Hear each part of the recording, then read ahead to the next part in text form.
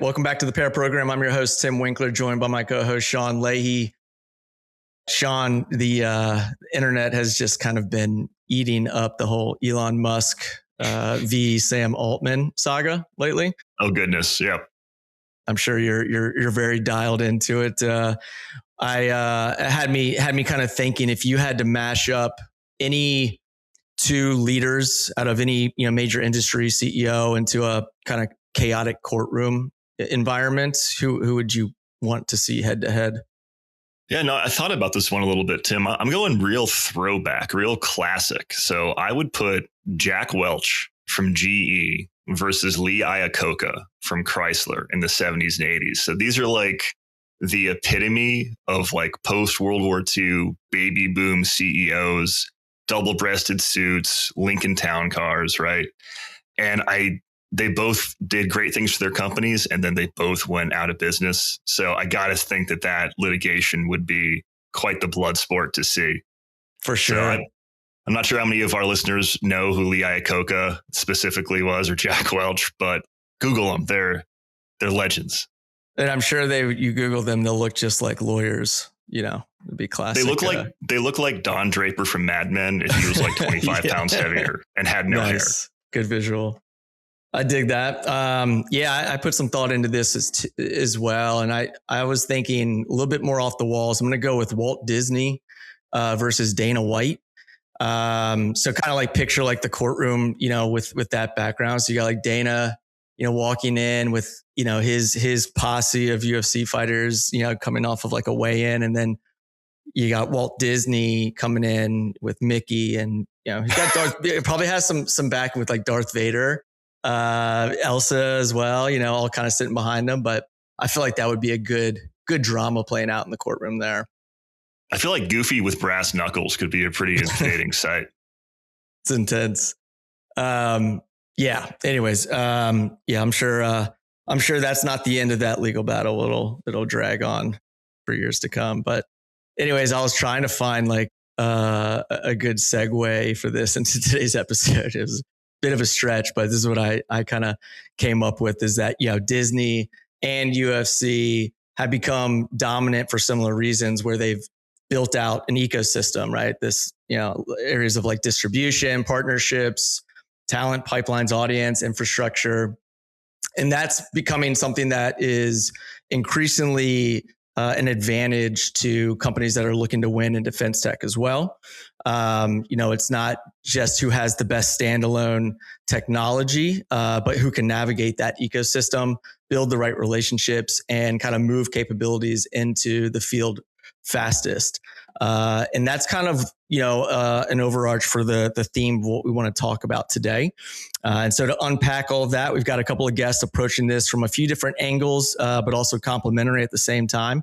Nick LaRovere, founder and CEO of Pryzm, an AI-powered platform that's helping modern tech companies navigate federal procurement, identify opportunities, and build strategic visibility across the defense ecosystem. Nick, interesting background, came through Tesla and Palantir. Probably saw firsthand just how hard it is for innovative companies to break through government bureaucracy. So I'm excited to get your perspective on today's conversation. Nick, thanks for joining us. Yeah, excited to be here. Awesome. And then alongside Nick, we've got Allie Coukos, partnership lead at Onebrief. Onebrief is a rapidly growing defense software company focused on operational planning and collaboration. Allie sits at the intersection of how modern defense companies actually build teaming relationships and operate inside of this very confusing ecosystem. So Allie, thank you for also joining us on the Pair Program. No, of course, we're all excited to be here. Good stuff. All right. Now, before we dive into the heavy stuff in the conversation, we have a tradition here on the Pair Program called Pair Me Up.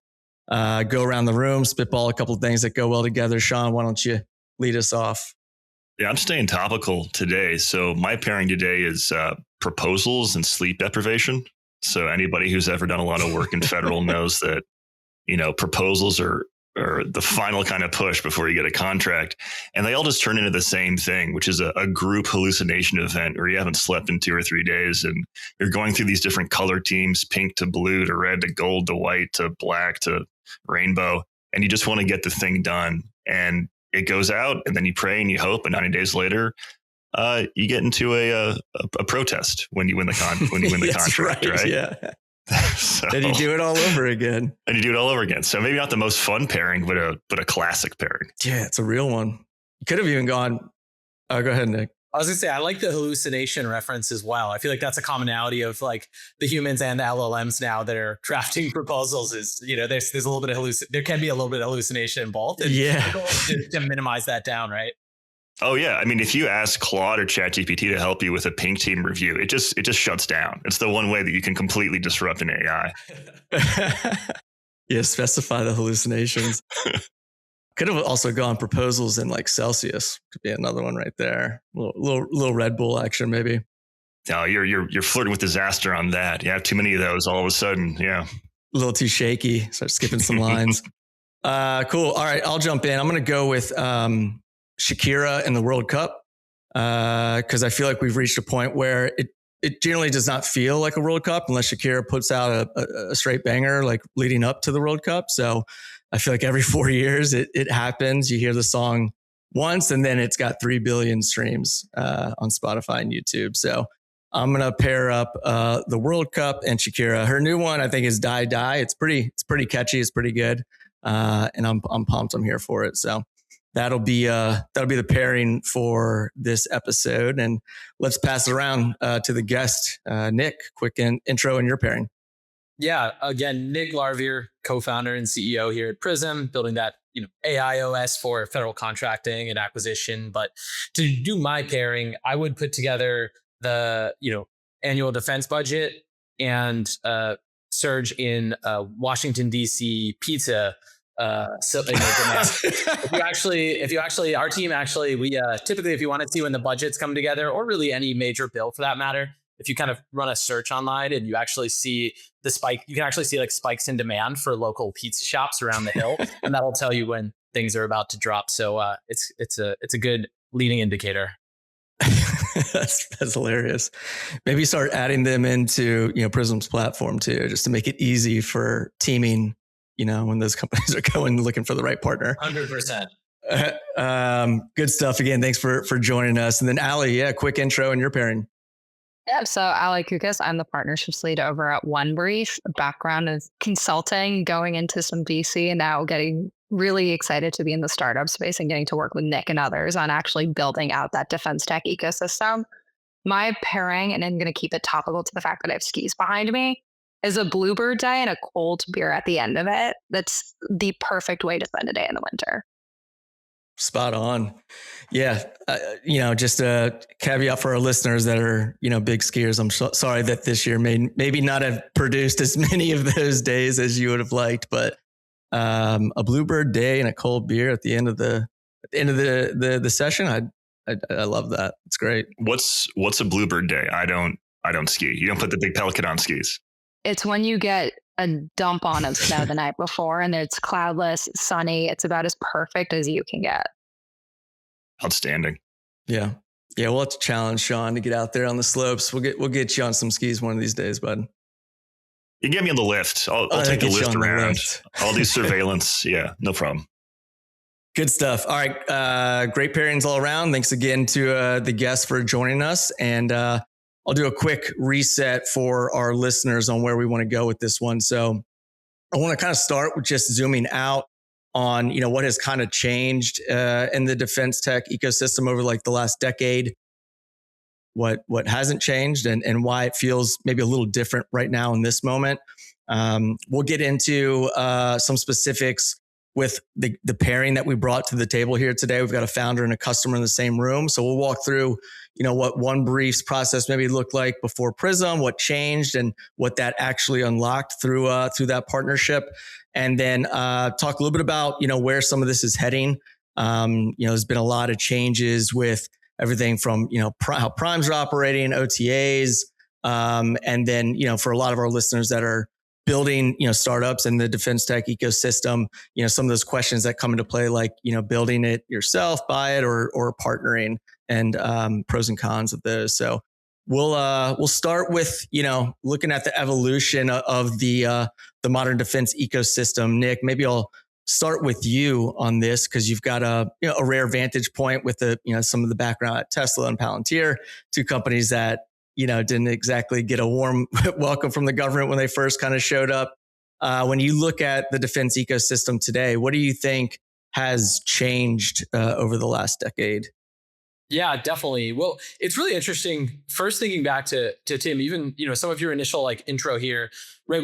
I think you had mentioned the best technology getting through the door, and I actually think for a long time that hasn't been the case. It has been who can navigate the wall within the walls of the Pentagon, who knows how to talk to the Hill, who knows how to really work through that bureaucracy. And I think what has started to shift over the last even 5 to 10 years has been an emergence and a lot of groundwork before that, an emergence to say the government itself is trying to make it easier for industry to engage, for the best of the best from the commercial sector to engage with the government. And then there's I think a growing ecosystem of platforms and enablers that are looking to make it easier to then help those companies to navigate through that bureaucracy such that the best technology does find its way through the doors. And so I think that's an extremely exciting, proposition that has started to shift in the ecosystem.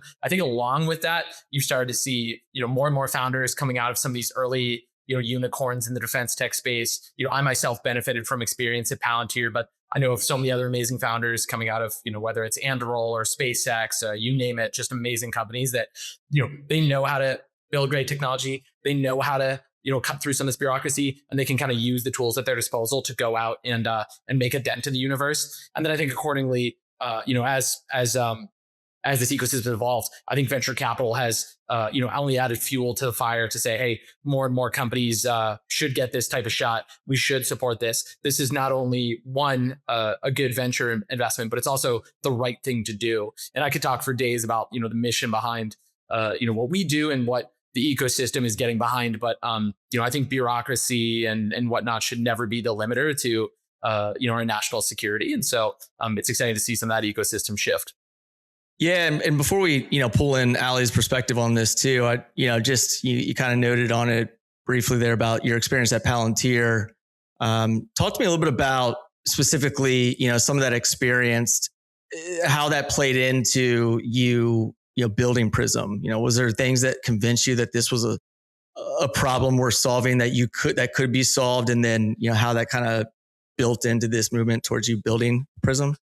Yeah, definitely. Well, I think it was a couple different pieces. I mean, one was the firsthand experience, seeing first how actually oftentimes siloed and disparate government and large enterprise data systems are, that oftentimes the government is having to do a lot of these mission critical workflows out of spreadsheets, quite frankly, or these really legacy dated systems that don't talk to each other. And so I gained a deep appreciation for, first the workflows that can be unlocked through data fusion and then being able to apply AI on top of that. I think the second piece was firsthand seeing how difficult it was to kind of break through the door of federal contracting. I mean, Palantir even famously actually had to sue the federal government to get a fair shake. And I think that was ultimately a turning point that was all for the better for, the industry, for government, for all of us to kind of move through. And then I think the third point was, so many lessons, but being able to really lean in with the customer. I think especially for these complex enterprise or government buyers, you need to go deep into their workflow. You need to, it's very in vogue now, but forward deploy and understand the ins and outs of their workflow and really build to that workflow. And so that all, I think, really gave us a lot of conviction that, hey, we could do something different here. We know this really well. We know this pain really well, and it's a problem worth solving. Nick, that's a very good segue to bring in Allie, almost as good as Tim's segue earlier to start the program. Allie, Onebrief, what you're trying to do, I think very much is in line with what Nick is saying here about deeply embedding with customers to understand their workflows, and to then bring to bear some of the new advancements we've seen with AI on specifically government defense workflows. So first off, can you kind of take us through what Onebrief is doing, and then how would that have been possible 10 years ago in defense, or was this very much a timing operation as well? So please go ahead.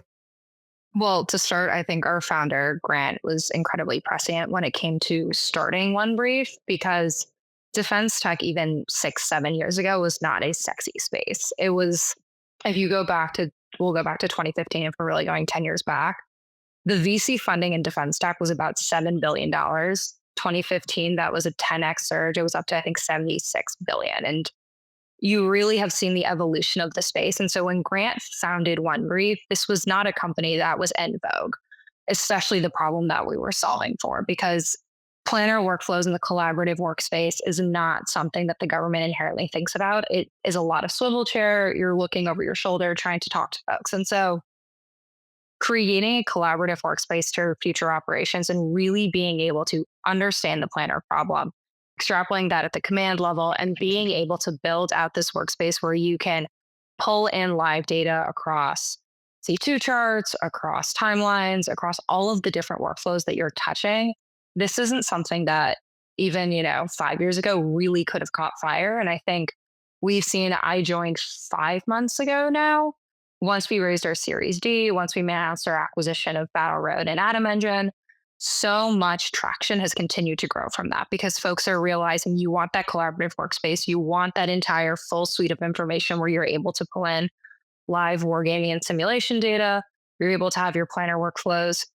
You're able to overlay that with agentic capabilities. It is not something that we could have done then. And so you're seeing this evolution now. I think Palantir was one of those trailblazers and showing, okay, you can have this data fusion collaborative overlay with AI. And now that next wave of startups are really the beneficiaries of that. And I think Onebrief is absolutely one of those.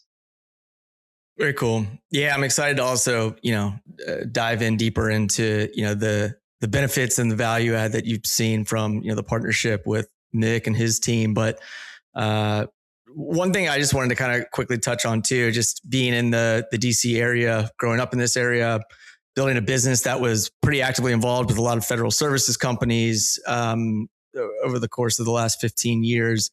It seemed like the ecosystem used to always kind of lean into and reward like incumbency and size. And now it seems like it's rewarding more speed and interoperability. What do you read on that, Nick? What do you think in terms of like, that old model and now, where it's changing?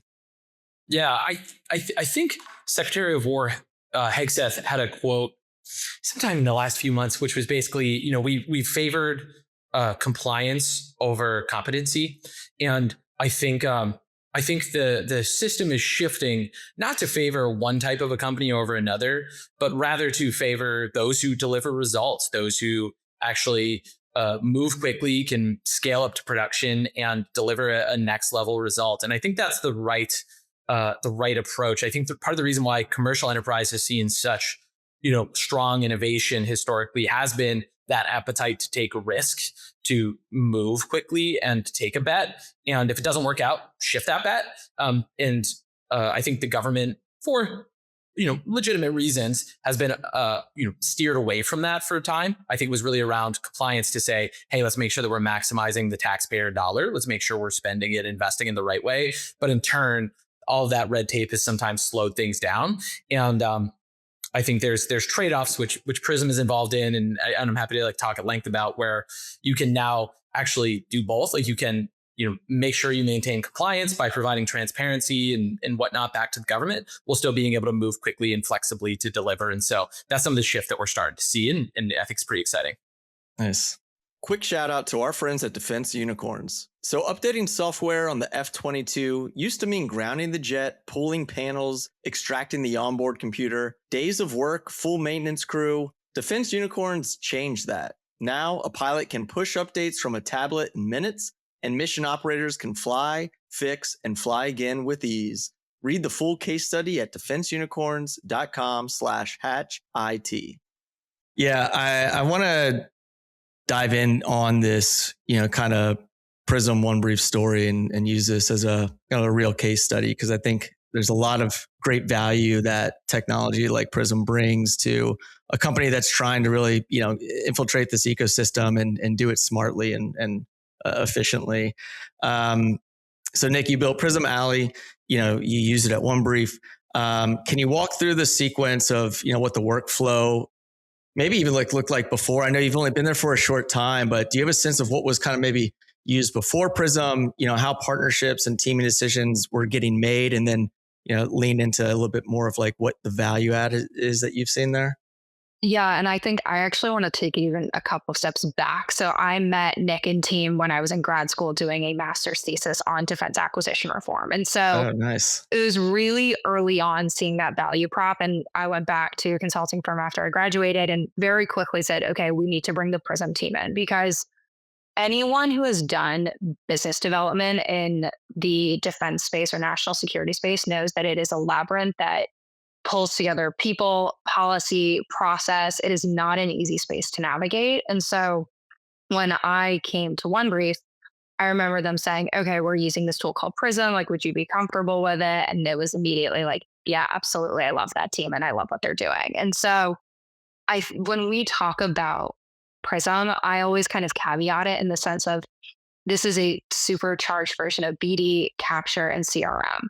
When we looked at how Onebrief was historically doing partnerships, so this is a new function for us with the Series D. This is a very nascent team. I am member 2. My boss was a member 1, and he precedes me by maybe 4 months. And so we came in where everyone was owning their own workflow, and we were able to take Pryzm and say, okay, there's a capture component of this. Our capture team is running their own process. But for me, it really was, okay, it's not just capture. How are we looking at the human element of this? So who are our partners hiring? Where do we have relationships? How are we actually mapping those relationships against key programs, key opportunities that we want to link up against? And so that's like one component of this. The second one, and this is something that I give Nick and Joe Ace, who is our sort of account executive, if you will, our mission ops lead, who I work with I talk to him weekly. I use it much more on the teaming side. So if we decide we want to go in on a solicitation, historically, anyone who's done this, you're on SAM.gov, you're just Googling teams, which frankly, most defense tech companies all look the same. You can have 4 different companies that on paper are the same. I can now go into Pryzm and I can say, okay, we're going after this solicitation. This is the teaming capability we want. I spent hours with Joe working through the actual prompt and workflow in the chat function, but we were also go in and say, okay, we have all these companies that in theory might be a fit, but based off of what awards they've won historically, who their customers are, who they've hired, we can actually put together a better composite of what a teaming strategy and what that partner ecosystem should look like. And it's helpful for us too, when you kind of overlay that with product decisions. We can look at, okay, who actually is winning contracts that align to the capabilities that we want. So instead of making these isolated decisions where you're frantically Googling, you're looking at past performance in these disparate silos, we've created, and through Pryzm, we're able to create that composite picture. So now we're not just looking at each opportunity as one-off. We're able to look at the holistic picture and seeing how all of these pieces fit together. And for us, from a partnerships perspective, the way I think about it is, okay, so if we team with this company on X opportunity, what does that actually potentially unlock for us if we pursue this integration? What does it look like if we decide to pursue this partnership? So you're not making decisions in a silo anymore. You're able to really make scalable business decisions that supercharge your defense and national security BD posture as a whole. It's not just a capture tool. It's not just a CRM. It really hits on a lot of things that I know of, like no tool really doing that. So, Allie, that brings up kind of an interesting conception. I think maybe that Nick can speak to, as obviously, very much inside of Pryzm there's an interesting paradox with some of this, government data, right? In that, number one, it's more or less all public. That's not completely true with classified stuff, et cetera. And then there are also, closed consortia. But generally speaking, anybody with an internet connection can go to SAM.gov, FPDS, and start to pull some of this information. And that used to be like a core skill for BD and capture teams was, hey, how good are you at kind of trawling through all of that very unorganized data? But it seems like there's this whole new level of value addition through things like Pryzm, where it's not just saying, hey, we search SAM.gov better. It's much more than that. It's an arrangement of this kind of overview of the market or this deeper view of the market. So Nick, I'm kind of curious to know how you conceived of that, where you're not just an API for these other services, but you have a world model or a conception of how people should be looking at this market. Yeah, definitely. Thanks, Sean. And thank you, Allie. Appreciate hearing a bit. It's always amazing to hear from folks that actually use the product day to day that they find value in it.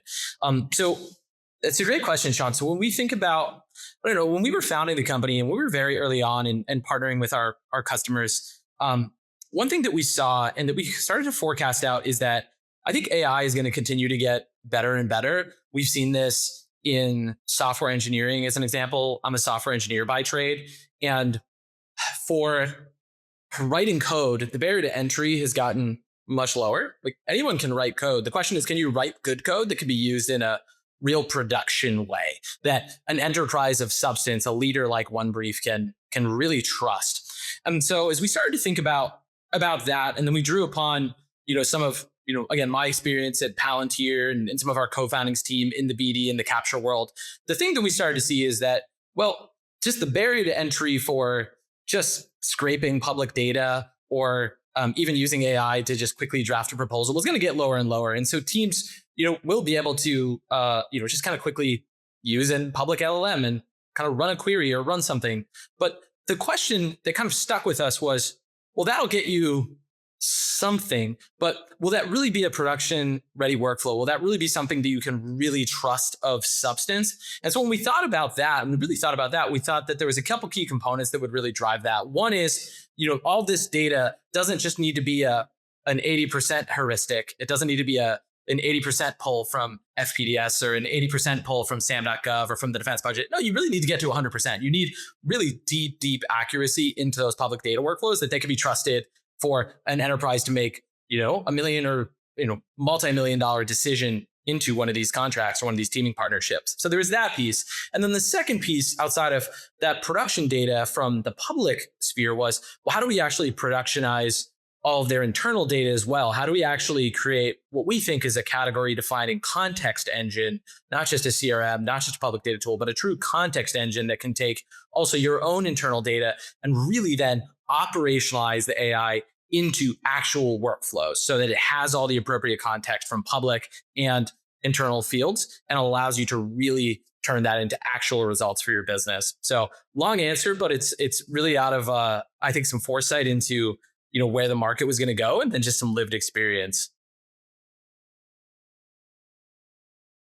Yeah, no, that's I think the critical term that I'm taking away from that, Nick, is context engine, right? Yeah. Where you're 100% right in that slamming together a bunch of kind of random pieces, scattered pieces of data of, you're going to take a look at the JBooks, FPDS reports, whatever, isn't going to give you a cohesive strategy for growth and success in the federal market. And then when you add on something that's another dimension like teaming, which Allie is focused on, eventually you just get into this kind of ball of poorly ordered context or sort of no context whatsoever, especially if you're using an agentic harness over top of it.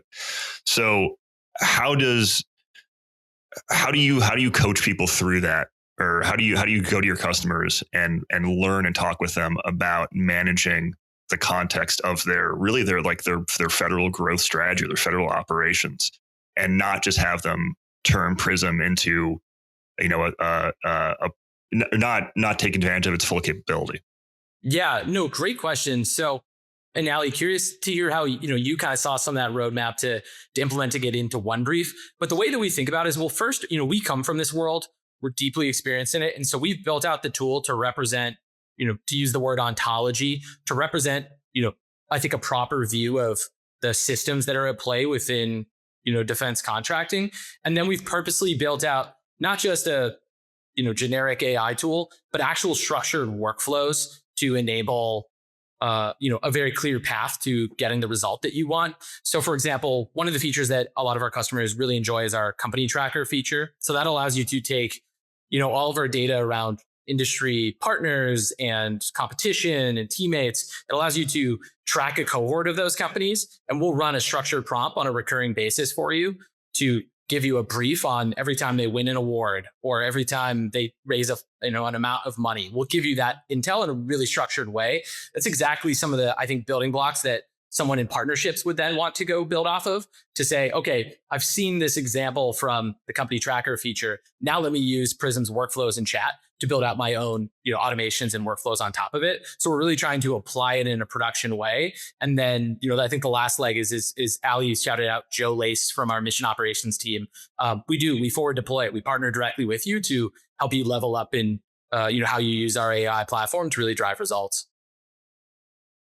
Awesome. That makes me gave me an idea for a question for Allie, which is commercial companies that are not, federal or defense native think in terms of markets, right? Like the classic, you find a customer, they have a problem, you develop a product or a solution for it, you go to market, and then there's an exchange of value. In federal, specifically in defense, customers think in terms of mission. Right? Like if you go to the Army, Navy, Air Force, Marine Corps, whatever, they're not thinking like, how do I get good relative value for the money I'm spending? They're thinking I have to accomplish a mission that's mandated by law, right? And I need a solution that's going to help me accomplish that mission. There's price consciousness, of course, but ultimately this is kind of a 0 or 1 on accomplishing mission. How do you reconcile, or how do you balance that idea in your mind as, am I approaching mission? Am I approaching market? In your position with partnerships? I don't think it's an either or. And I say that because when you think about the defense space now, and I'm not speaking about Onebrief, but more generally, there's a lot of dual use companies now. You can apply both. And so there's markets around each of those. And it's very easy using Pryzm or looking at these market maps to understand, okay, if I go through the president's budget request, if I go through the NDAA, there is mission, but there is market fit. There are dollars tied to these things. There's appropriations. And so you're now able to put together this composite. And so when I think about use cases, when I'm thinking about, okay, what are we delivering against? You're able to see dollars tied to it. I think what's really interesting with a lot of venture-backed companies is there's so much money flowing into the space. And yet the majority of contracts and discretionary spending still go to the primes. So you as a startup now have to think about, okay, how am I meeting mission and how am I meeting market? Not just because those two things are now intertwined completely. And in order for you to survive as a business, so being able to go into Pryzm, being able to actually say, all right, based off of, where's the money flowing from a JBook's perspective? How can I start to put together my own version of a federal market map based off of appropriations? You can do that today in a way that I don't think you could even a few years ago. And so the market is changing in a way where startups actually wanting to sell into this space can create true TAMs and SAMs and SOMs using, all the business school acronyms, but you're able to actually put together a market in a way that didn't exist. And now you can compound that with, all right, now I can actually look at what's the commercial use case for this. And so I think it's a very different landscape than it was 5-10 years ago if you're selling into defense, because it's more accessible with tools like Pryzm. It's also a bit more accessible in the sense that there's a cleaner commercial application for a lot of these technology companies building the space too. Can I jump in with a question? Just as like a follow on, Allie, to kind of veer for a second. When we were talking even pretty recently, I know you mentioned, and you brought it up earlier in the podcast, how helpful chat was. I think it's really interesting to see how you have started to leverage chat. For anyone who doesn't know, is just like walk-up usable LLM that we have with access to your business's context, all of our context within the tool, right? It's kind of at the center of this context engine. We see a lot of teams starting to think about, not just with Pryzm, but just broadly, how can AI help an individual employee or team to outcompete, to be that 10x, 100x, teammate that can really just like transform things. And so, Allie, and I, bringing it back, you were, such a powerful user around the LLM. How did you get up to speed on that? And like, how are you using it? Oh gosh, I love chat. I joke that I'm chat's biggest evangelist.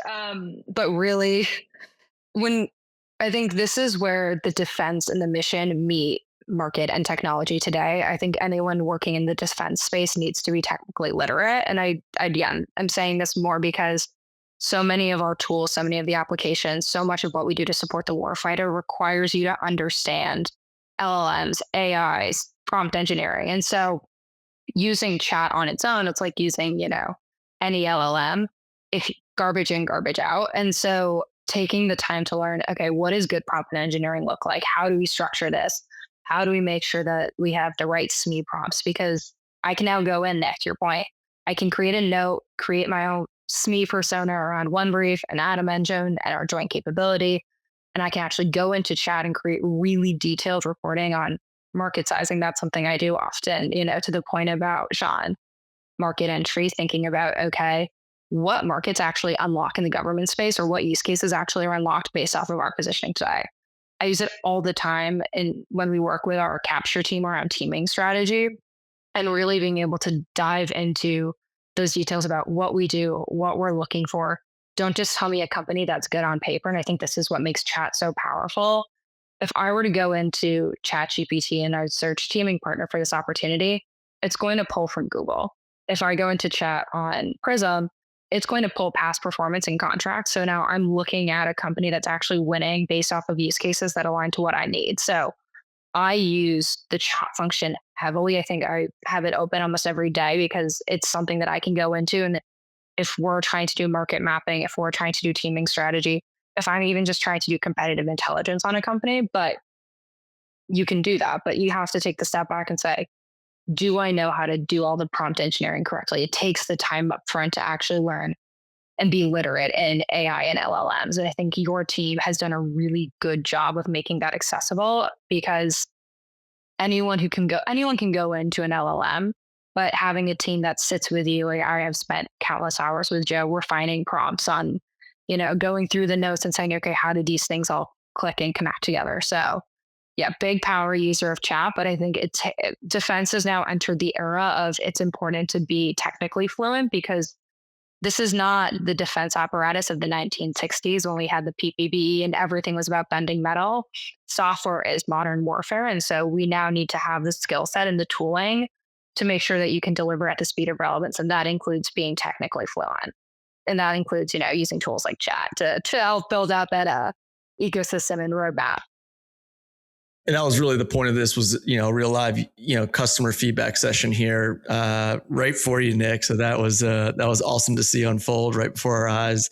I got a question about like your product evolution. So you've been building Pryzm for 4 years, and even in 4 years, right, a lot has changed in the ecosystem.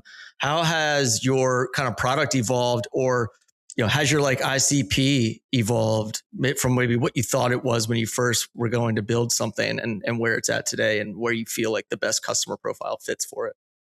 Yeah, definitely. Well, when we first started the business, obviously you're just trying to get people to care, right? You're just trying to get something that was really helpful for them. And so the first feature that we really shipped that I think started to open people's eyes that we were thinking differently about the space was something we call Orion. So Orion is it's like a network map. It's a node map that allows you to graph out instead of doing it on a whiteboard and then having it get outdated. If I'm thinking about a particular PEO or PAE and the entire ecosystem for example, unmanned systems, how do I actually build that context map and track the different nodes that I need to influence to get ahead and win a product? That really actually resonated with a lot of I think very early stage founders, a lot of folks who had maybe come out of the military and done intelligence workflows and had done that same type of intel mapping. So that was really kind of that first, I think, tranche of, ICP that we were really able to kind of like get in with and partner with was, like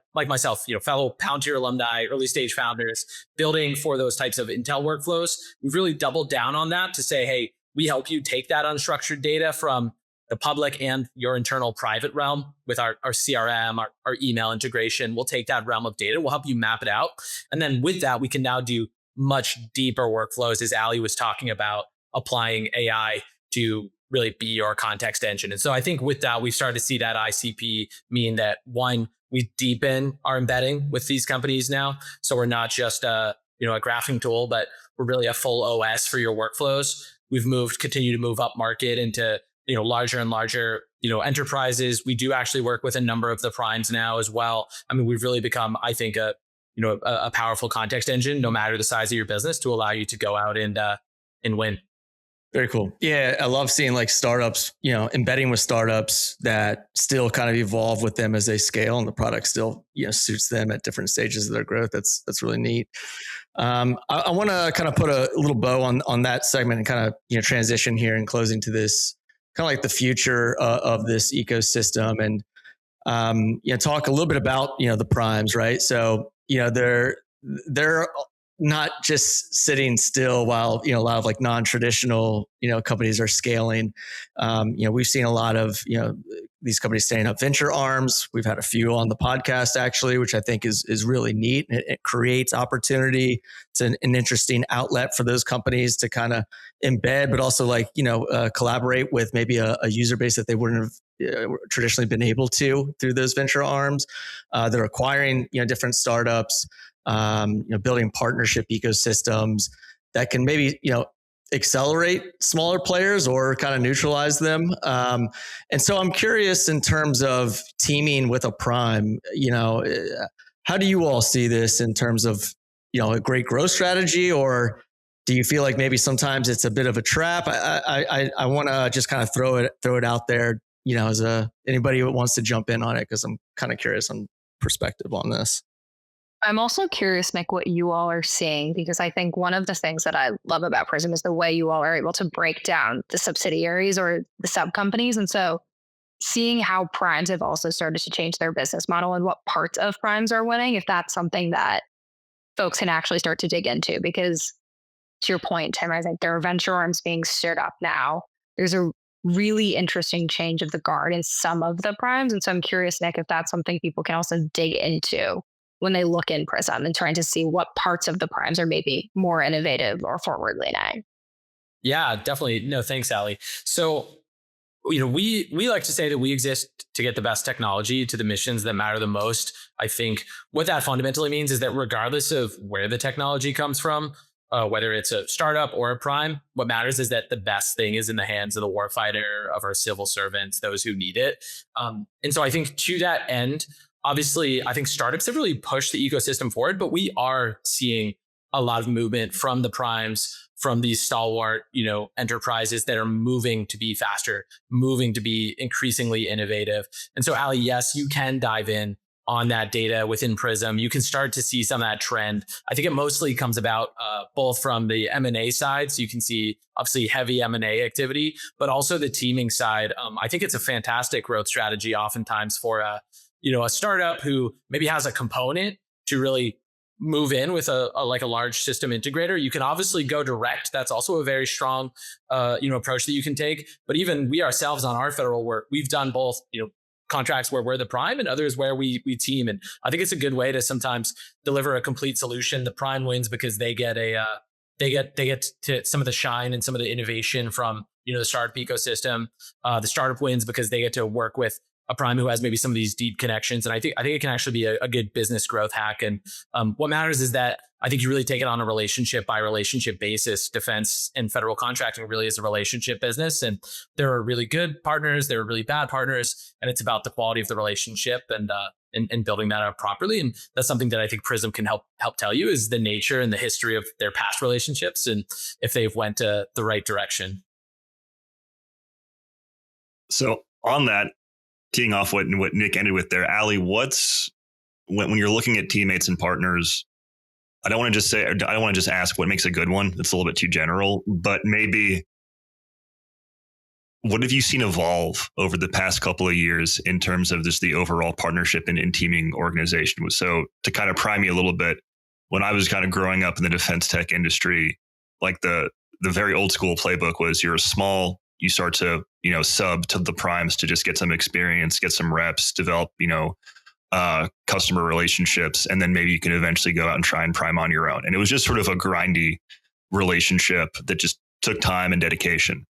Has that changed now? And I think the answer is probably yes, but I'm curious to see what you've seen, alter over these past couple of years in that prime sub, big and small relationship.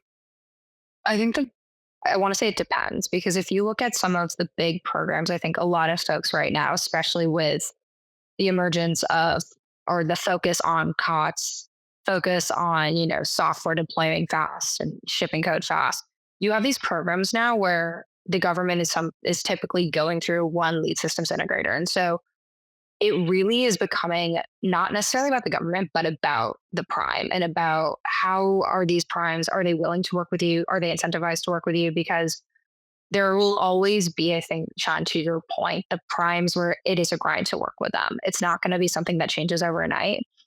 But because a lot of these historic primes know they're not shipping software, they need teaming partners who can do that. They don't want to own that in-house. It's actually incredibly cumbersome. The maintenance and sustainment is not something that they want to own. And so primes are now needing a lot of these defense tech startups just as much as the startups need them. And that relationship's going to evolve. On a big program, you might have the government going to a prime saying, hey, we need you to work with them. Please figure this out. Or if you're trying to team, and I think this, sitting as a partnerships lead, this is what I look at, is the culture of the company one where they, even if it is a historic prime, do they champion innovation? Does the team you're working with within that prime champion innovation? Is there a culture fit? Because I don't even say like the primes, because so much of it also is about the program office within the prime. This is not, these are not monoliths as much as everyone likes to group them as such. Like, they're not. And so we are seeing now with primes, with some of these neo primes that are evolving too, there's a lot of incentive to work with them. And so it's figuring out, is there the culture fit? Have you found the right person within the company? Because that's going to be the determinant of if someone is a good partner. It's not fair to say every prime is hard to work with. It's who are you working with that's the right person in those companies, because there's absolutely mutual benefit, but it's building that case out, because, anyone can be a good partner if you find the right use case. And I do believe that you can get to a good and you can get to a great. It's about making sure you have the right people actually doing the delivery.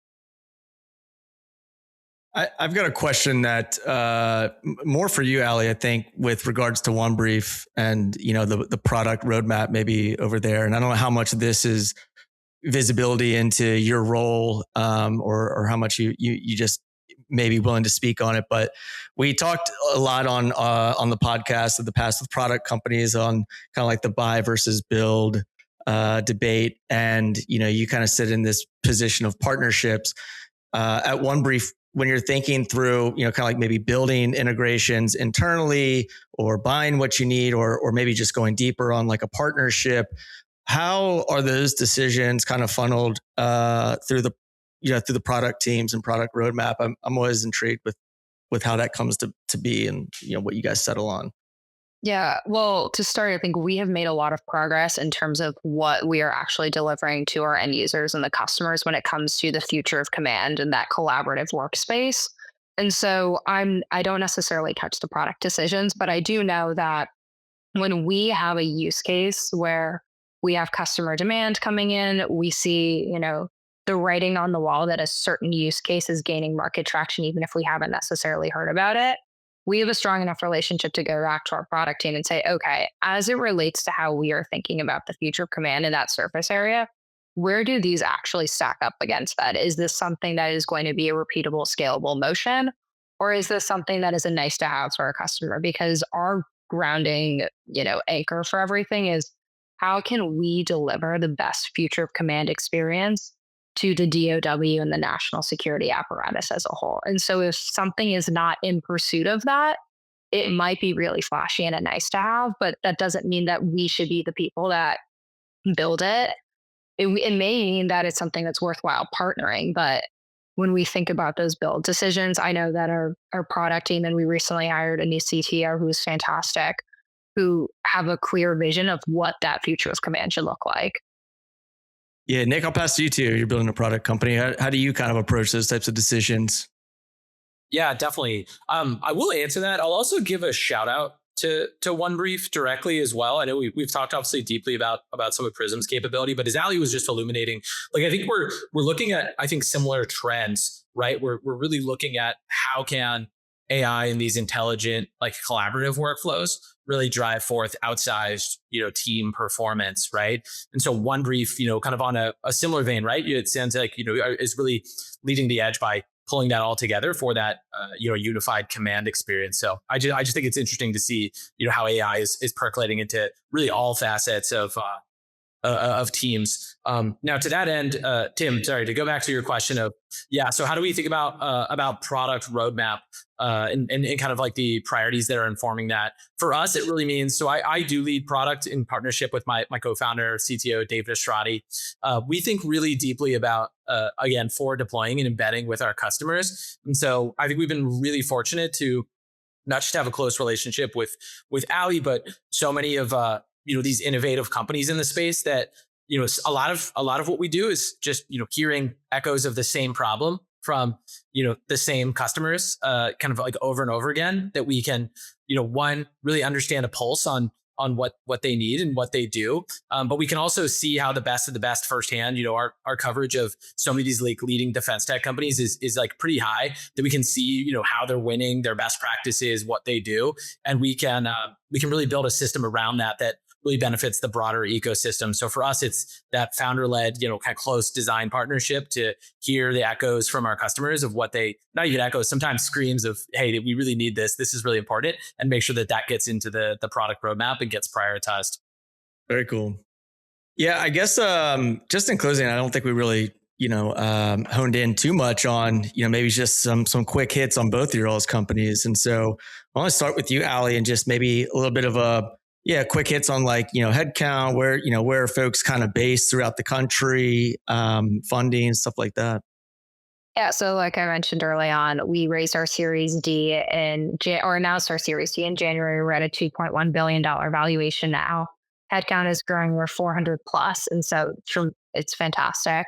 We are fully remote, which I think is a really interesting angle to all of this. We're able to service customers throughout the globe at this point. And so fully remote, growing, and just kind of a very exciting time to be in a growth stage defense tech company. That's cool. And you joined recently. What was your big pull? I guess what got you most excited? With Onebrief, I knew I wanted to go to the startup space, and I joke I like the things that don't go boom, because I think with the defense space right now, there's so many companies that are bending metal and bending iron and contributing to that. But in order to be able to deploy all of that, you need to have strong planning. You need to have strong operations processes. You need to have the actual foundation of the house set. And so being able to join Onebrief at a time when we were investing in partnerships, when we were thinking about building out that ecosystem, it was incredibly appealing to me. I mean, defense is a team sport. And so being able to come join a team that was building out our network of partners, but also building out how do we bring all these people to the table to build out that future of command was incredibly appealing. Cool. Yeah. Love the mission at Onebrief. Nick, pass it to you too. Yeah. Some quick hits on Pryzm, just, head count, where you guys are based, and any funding, any information like that. Yeah, definitely. Well, yeah, we've grown dramatically. Offices in DC, right outside of DC in Arlington, Virginia, New York, and Boston. We're north of 30 people now, growing very quickly. We just did a fundraise at the end of last year from the A16Z American Dynamism team. So kind of coming out of that, we are ramping and growing quickly. We've, just about doubled the team size since then. We're continuing to hire, especially forward deployed folks. So if anybody from a kind of forward deployed type background wants to join the cause and really, as Allie said, help with the side of things that don't go boom, helping accelerate the side of the procurement house, we are all for it. Very cool. All right. I think we'll put a bow on the conversation and just kind of transition into this last segment. It's the 5-second scramble. So we'll do just some kind of rapid fire Q&A, some business, some personal. Sean, maybe you lead with Allie, and then I'll close with Nick. Sounds good. Allie, you ready? All right, let's do it. All right. What's one thing about the culture at Onebrief you want everyone to know about? Everyone is incredibly hardworking. These are really smart people who care a lot about problems and will go above and beyond to make sure we're delivering for customers. Awesome. What can ice hockey help us learn about defense technology? Oh, It's a team sport. Like, you have to understand everyone's role on the team. You have to understand who your strong scorers are, who's, the brick house and net. And I think defense, everyone has a role to play, and everyone, it might not always seem apparent or super sexy, but this is a team sport. Know what people's strong suits are. For our listeners out there, the Pair Program Intelligence Agency did do some research and found out that Allie is a career ice hockey. Can you tell us a little bit about that? Yeah, I learned how to skate, I think I learned how to walk pretty early, and I think not that long after my dad had me on skates, he said, "You're from New England, you're learning how to skate." And played my entire life and coached college hockey for a bit before COVID. So if anyone ever wants to talk about hockey, not the Bruins with how things are going right now, but hockey generally. Can you give us a pick on who's going to win the cup? Oh gosh. So I'm going to go Colorado. I know that's controversial with Makar out, but I do think they're going to turn it around. I refuse to say the Canadians, even though they had a blowout game. I can't do that to them. Fair. The Canadians would be the correct answer, but we're going all right. All right, Allie, what's the most surprising skill you've had to learn in your career? Oh, I think just knowing how to sequence things. One of the things that's a big soft skill that you don't necessarily learn early on is even if it doesn't seem obvious, understanding how to order things, and in the sense of, who to talk to first, what project needs to come first. That chain of events matters a lot more, especially as you grow in your career. And so being able to see that and understand that and adapt to that matters quite a bit. And that's something that I didn't appreciate early on, but I appreciate a lot now. Good answer. What's the best decision you've made under serious time pressure? Ooh, joining Onebrief. It was a quick turnaround when I decided to join, but it's the best decision I made. What is a defense tech hub, like a city, that is underrated? I'm going to say Boston, and I'm going to continue to say Boston. I think we're slept on as a defense tech city. A lot of folks look to Silicon Valley. They look at New York. I think DC is now emerging, but as a state, Governor Healy has done quite a bit to push national security here, and there's a lot of technology coming out of the universities. Boston should be one of the most respected defense tech hubs in the country. I'm detecting a thread of New England nationalism here, which we'll get Born back and to. Raised, it will continue, yeah. What's the strangest thing that you've had to explain to a room full of general officers or executives or legislators or any group like that? What human capital is and what that meant in the context of doing trainings for them. I joined Deloitte early on in my career, and I was part of their human capital practice right out of undergrad. And so having to explain what our human capital practice did was something that not a lot of folks understood. Awesome. All right. Harder questions are over. These will be a little bit easier. What was the first job you ever had? Oh, I worked at a YMCA at the front desk. Great. Free gym membership. Highly recommend to people in high school. That's a good hack. Who's one person, living or dead, that you'd love to have coffee or beer with? Oh, JFK. I have a lot of questions about the Cold War. You knew that one. That's locked and loaded. Too much time reading about the Cold War. I have so many unanswered questions. Fellow Bostonian again, too. I know. The New England nationalism comes out in a lot of ways. Yeah, that actually leads great into this question, which is if you had to trade away one New England state, which one would it be? Oh, I'm going to say Connecticut. They belong to the Mid-Atlantic. Burn. Well, who else belongs to the Mid-Atlantic? Careful now. I'm a West Virginia hyper-nationalist. So. The DMV, DC, Maryland, Virginia, maybe Pennsylvania if you want to go there. But yeah, they can take Connecticut too. All right. You hear that, Greenwich? We're coming for you. And then our final traditional question here on the Pair program. What is a charity or philanthropic effort that is near and dear to your heart that you want our listeners to know about? Girl Security. So it is a nonprofit focused on getting young women and women who are emerging in their career into the national security space. It's a great place to have female mentorship who have seen how the space has evolved over time. So really big fan. I was a mentor before I joined Onebrief and can't say enough good things about everything they're doing. Awesome. Allie, thanks so much. Over to Tim and Nick. Good stuff. Thanks, Allie. Nick, you ready? Let's do it. All right, let's do it. If Pryzm was a restaurant, what would be its signature dish? Oh, that's a great point. I would say it's a chicken piccata would be its signature dish because I don't know if anyone's had chicken piccata, but it's delicious. You can trust it. It's reliable, but it's also like a little bit out there. Like if you haven't had it before, like it'll teach you something. I got to give you bonus points because nobody's really gone into detail as to why the food dish. They just throw it out there. So kudos on the context. Kind of alluded to it briefly, but talk a little bit about some of the roles that Pryzm's really dialing into hiring over the next 3 to 6 months. Yeah, definitely. Well, we're thinking about how do we actually unlock more and more value of our AI across enterprises, and so especially in the forward deployed realm, we're looking heavily at call it your deployment strategist, your forward deployed engineer, even those kind of marketers and sellers who can kind of connect that thread throughout. Those are some of the places where we're looking to plug. Nice. What's one thing about the culture at Pryzm that would surprise folks looking to join? Yeah, we're incredibly hardworking, but we do like I call it like family lunch or family dinner every Friday, actually. So when I was living in downtown DC and Adams Morgan for a while, one of my best friends was working in restaurants, and before service every day, they would do like a family dinner to get all of the staff kind of hyped up for the day. And so we do something similar on Fridays just to like take pause, come together, appreciate each other, and then hit it hard. Nice. Chicken piccata Fridays. Is that kind of the theme? Yeah, it's pretty heavy midday, but yeah, that's a nap after that.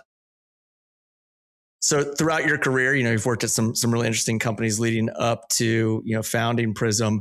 What's one of the biggest lessons learned that you would say has helped you, with building this new venture? Yeah. I would actually go back to my time at Tesla. And when I was at Tesla, it was summer of 2018. They were trying to make, I was thinking it was like 5,000 Model 3s a month, and were really having to ramp to meet capacity. And just firsthand seeing Elon, who was the head of the company, sleeping on the factory floor and setting up a tent behind the factory to give us more land to basically increase production capacity. It just made me realize, like, sometimes we overthink things. Sometimes we think there's some like magic secret to making your company successful. But like, I think a lot of it is just like, yes, you need to think. Yes, you need to be smart. You need to be creative. But at the end of the day, it's like, sometimes you just got to flat out work people. You just got to like work hard. You got to set that tone. That's what I think a leader really does, is they got to be willing to put in the longer hours than the rest of the team to kind of set that example. Cool. Yeah, well said. Is there a go-to kind of book or podcast, maybe centered on leadership or entrepreneurship that you lean into or recommend to other founders? Yeah, I mean, the best one I ever read is Steve Jobs' biography by Walter Isaacson. I read it about once a year. It's really what got me into tech. Just how Apple thought so holistically about redefining product, not just as the thing that you hold in your hand, but the end-to-end customer experience, from marketing into the actual Apple store, into the delivery of the product downstream. I just think it's such a holistic view that really serves founders well. Cool. What was your very first car? It was a white Ford Escape. We call it White Lightning. Classic. Yeah, great. Very safe. Yeah. What's the best piece of swag that was acquired at Soft Week? The best piece of swag, I mean, just some dynamite koozies. Always you get some dynamite koozies. Yeah. Nice. Who's somebody or a company in the greater defense tech ecosystem that you believe would be a good addition on this podcast? Oh, that's a great question. I would put, I don't know if you've talked to the folks at Forterra yet, but I think everything that they're doing around autonomy is absolutely exceptional. Obviously, another one of those like, new defense unicorns, innovative. Yeah, just so innovative in what they're doing. They're amazing. Yeah, we actually have Paul Bedfield. We'll give him a shout out from Forterra. Yeah, he's a good guy. What's an activity that kind of helps you completely unplug from startup world? Yeah, so I actually bought a refurbished Game Boy. I don't know if I ever played like the Game Boy DS, and I'm going back through all the old Pokemon games. And so that's really how I unplug, is I go and I just catch some wild Pokemon. Yeah. See you on Tecmo Bowl. It's another classic. Oh, yeah. Yeah. Closing question, charity or corporate philanthropy that's near and dear to you? Yeah, so my younger brother Vinny has hemophilia, which is a bleeding disorder some folks might be aware of. So we've been huge fans of the New England Hemophilia Association, called NEHA, along with the Hole in the Wall Gang Camp, which was Paul Newman's charitable cause. Both really doing so much for the bleeding disorder community. I've just been incredibly impressed with what they've done for my brother, for our family, and can't say enough good things. Cool. Thanks for sharing. Yeah, we'll give both of those philanthropies a shout out when we push the episode live. And Nick, Allie, thank you both for joining us on this conversation and talking through, what it takes to kind of navigate this messy defense ecosystem. Thanks for joining us on the podcast. Thank you. Thanks.